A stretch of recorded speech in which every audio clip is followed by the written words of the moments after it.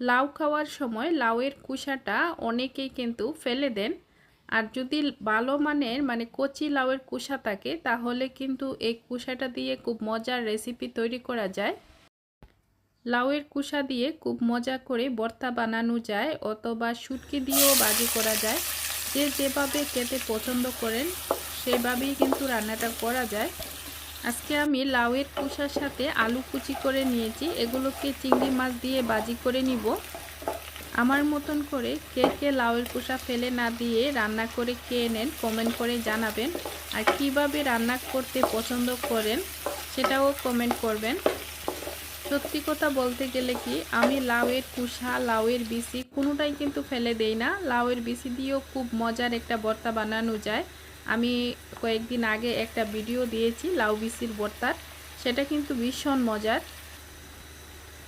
ইনশাল্লাহ আমি আরেক দিন লাউয়ের কুসা দিয়েও ভর্তা করে আপনাদের সাথে শেয়ার করব। লাউ আমার এমনিতেই পছন্দ, তাছাড়া লাউয়ের বিচি কুসা কোনোটাই কিন্তু ফেলনা নয়, রান্না করতে পারলে সব কিছুই খাওয়া যায়।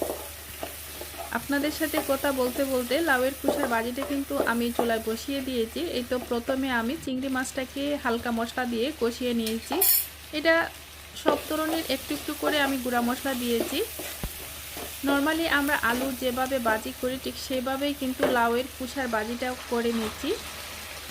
সাথে সামান্য চিংড়ি মাছ দেওয়া এটার টেস্টটা কিন্তু খুব ভালো আসছে। লাউয়ের কুসাটা ছোটো মাছের শুটকি দিয়েও কিন্তু ভাজি করলে খেতে ভীষণ ভালো লাগে। আমি দুইভাবেই রান্না করি।